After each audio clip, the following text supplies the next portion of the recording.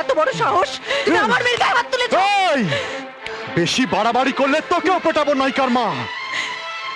ছেড়ে দাও মা, এদের মতন জানোয়ারদের সঙ্গে কথা বল না। এরা মেয়েদের গায়ে হাত তুলতে পারে, কিন্তু তাদের সিঁথিতে সিঁদুর পড়াতে পারে না।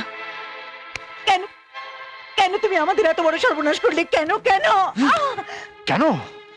কারণ ওই শালা ১,৫০০ টাকার রোহিত আমাকে চ্যালেঞ্জ করেছিল। এই, একটা কথা কান খুলে শুনে রাখ, তোর বাপ আমার কাজ করবে, বিনিময়ে তুই থাকতেও পারবি, খেতেও পারবি, কিন্তু ওইসব ডাক্তারি টাক্তারি পড়া তুই একদম ছেড়ে দে, বুঝলি? ও ডাক্তারি পড়া ছেড়ে দেবে কিনা আমি জানি না, তবে ও যদি ডাক্তার হতো, ওকে আমি একবার তোমার রক্তটা পরীক্ষা করতে বলে দেখতাম, মানুষের রক্ত তোমার শরীরে আছে কি না। চলে আয় মা।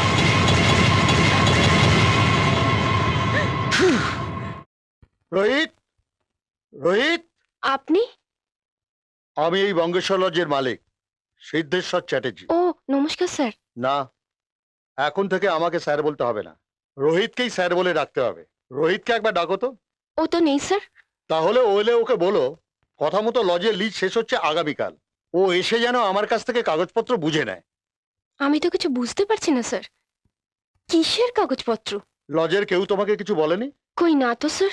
তুমি হয়তো জানো না মা, আসলে এই বঙ্গেশ্বর লজের মালিক ছিল রোহিতের বাবা, আজ থেকে ২০ বছর আগে।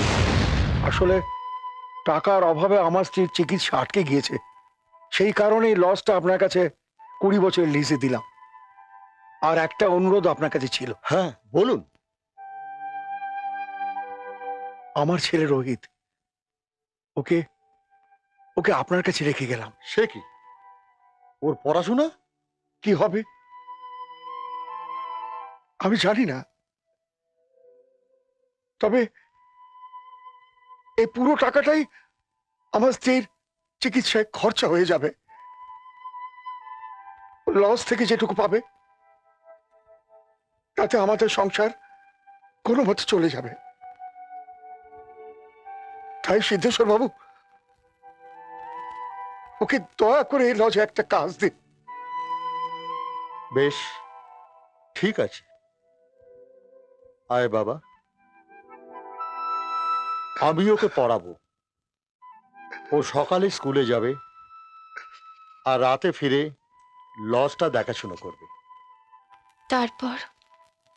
তারপর থেকে ও এখানে আমার কর্মচারী হয়ে থেকে যায়, কিন্তু কাল থেকে ওকে এখানে আর চাকরি করতে হবে না, ও হবে এই লজের মালিক। ঠিক আছে? এখন আমি চলি মা।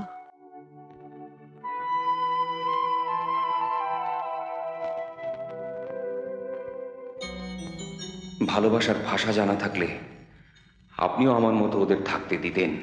দাঁড়িয়ে ভালোবাসা কি মনে করেন আপনি নিজেকে এই লজের মালিক? ও শাহরুখ খানই বলা চাই হচ্ছে।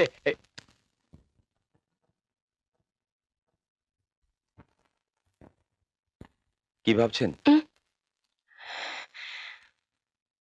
ভাবছি এত বড় একটা সত্যকে এতদিন ধরে গোপন করে রেখেছিলেন কেন স্যার? আরে আরে কি আবল তাবল বকছেন? আমি স্যার হতে যাব কেন? কারণ সিদ্ধেশ্বর বাবু এসেছিলেন আর বলে গেছেন কালকেই লিজ শেষ এবং কাল থেকে আপনি হবেন এই লজের মালিক। ওই বস, এই তো খুব আনন্দের খবর। কনগ্রাচুলেশন রোহিত। না এটা না, রোহিত কনগ্রাচুলেশন। আমি আর ওই চেয়ারে বসবো না স্যার, এবার আপনি আপনার মন পছন্দের কাউকে ওই চেয়ারে বসাতে পারেন স্যার। না, স্যার নয়, রোহিত বলুন ম্যাডাম, রোহিত। ওই চেয়ারে আপনিই বসবেন।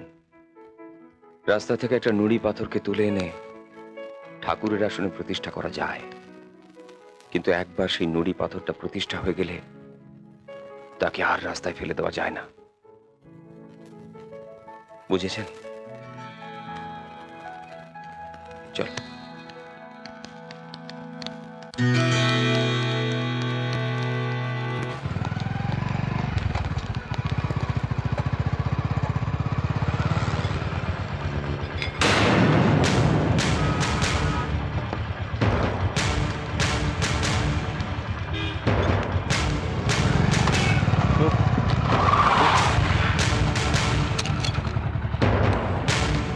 মেসমশাই, আপনার কি করে এই অবস্থা হলো?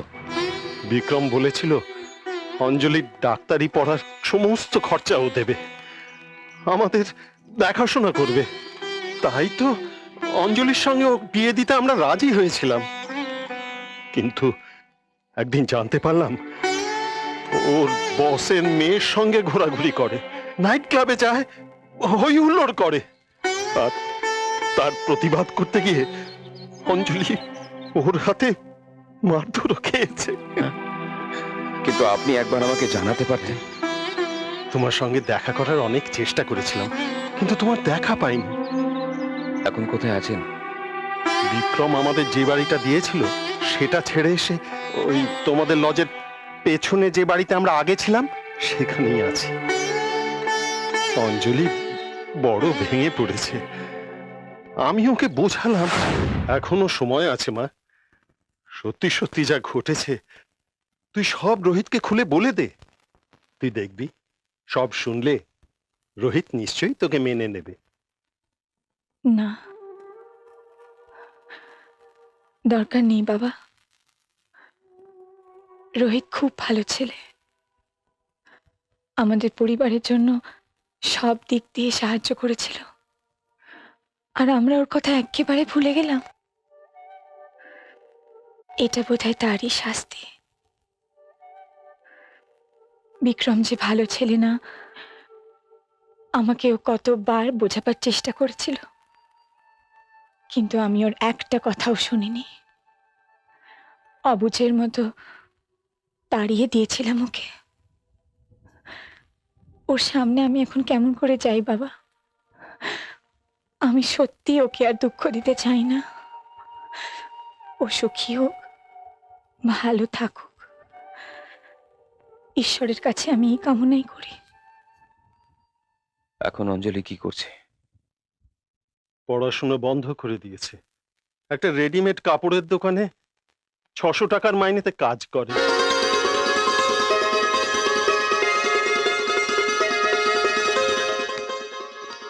ও দাদা, এগুলো সব হয়ে গেছে, আপনি এগুলো ডেলিভারি দিতে পারেন। ঠিক আছে, এই নাও তোমার মাইনে।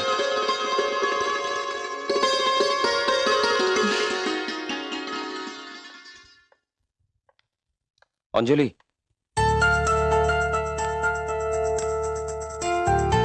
অঞ্জলি, তুমি যদি কিছু মনে না করো, তোমার সাথে কিছুক্ষণ কথা বলতাম।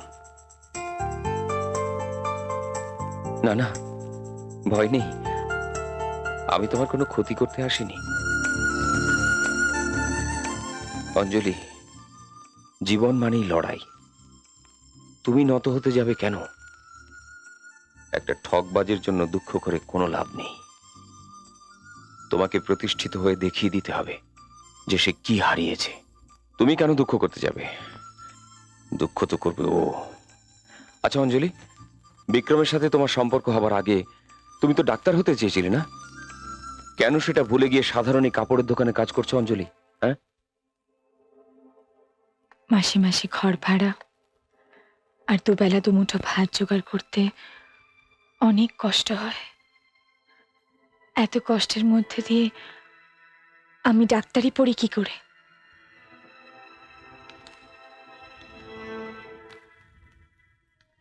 পড়বে। সমস্যা আমাকে আর ছাড়বে না। এত ভেঙে পড়ার কি আছে? এত কষ্ট করে পরীক্ষা দিলাম, শুধু 10টা নম্বর কমের জন্য আমার। ঠিক আছে, সরকারি কলেজে না পড়ে প্রাইভেটে দাও। প্রচুর টাকা লাগবে রোহিত। এত টাকা পাবো কোথা থেকে? কত টাকা? তা প্রায় 10-15 লাখ টাকা। ছেড়ে দাও রোহিত, ডাক্তারি পড়া আমার আর হবে না। না, এত সহজে আমি হার মানব না। তোমার স্বপ্নকে আমি সফল করবই। বসো রোহিত, থ্যাংক ইউ স্যার। আমি তাহলে পেপারগুলো নিয়ে আসছি। না স্যার, আমি ওর জন্য আসিনি। তবে স্যার, লজটা বিক্রি করলে কত টাকা পাওয়া যেতে পারে?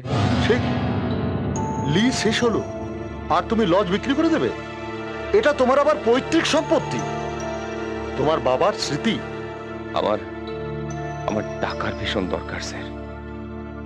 জানি না কি কারণে তুমি এই লজটা বিক্রি করার সিদ্ধান্ত নিলে, তবে লজটা বিক্রি করলে তুমি 15 লাখ টাকার মতো পাবে। সে কি? তবে আর বলছি কি, কবে বিক্রি করবে? আজই। হ্যাঁ, তাই সিদ্ধেশ্বর বাবুর বাড়িতে গেছে রোহিত রেজিস্ট্রি কাগজে সই করতে। একটা অনুরোধ করবো স্যার। কি অনুরোধ বলো না। স্যার, আমি আমার ছোটবেলা থেকে বাবা মায়ের সঙ্গে যতটা সময় কাটিয়েছি তার চেয়ে বেশি সময় কাটিয়েছি ওই লজে। তাই বাকি জীবনটা ওই লজে কাটাতে চাই। দয়া করে আমাকে যদি আপনার লজে থাকতে দেন। এটা তুমি কি বলছো? সব সময় মনে রাখবে এই লজটা তোমার, তুমি এই লজেই থাকবে। হ্যাঁ কার্তিক, আমার এই ব্রিফকেসটা নিয়ে আয়। আজ সকালেই ব্যাংক থেকে টাকাটা তুলেছি। স্যার, লজের পেপার স্যার। আচ্ছা, হ্যাঁ, এতে 15 লাখ টাকা আছে।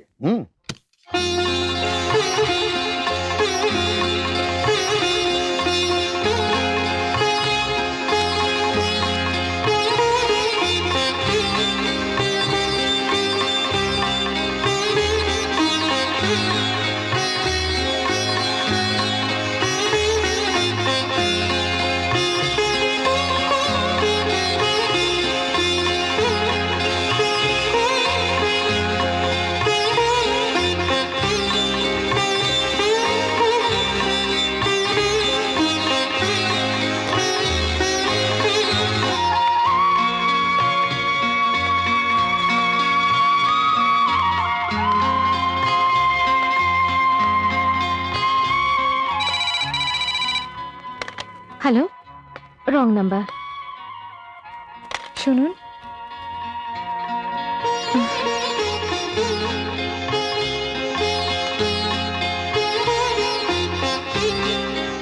কাকে চাই?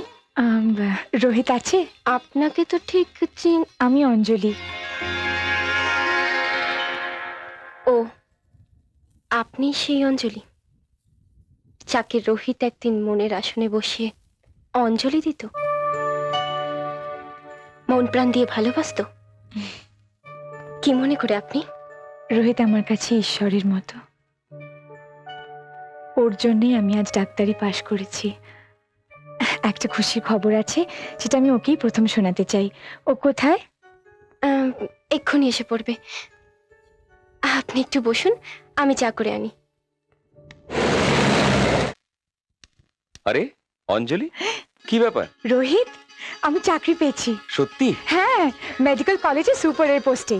এই দেখো অ্যাপয়েন্টমেন্ট লেটার। তাই তো তোমাকে মিষ্টি খাওয়াতে এলাম। কনগ্রাচুলেশনস অঞ্জলি। মুখ খোলো please, hmm, please hmm. Please.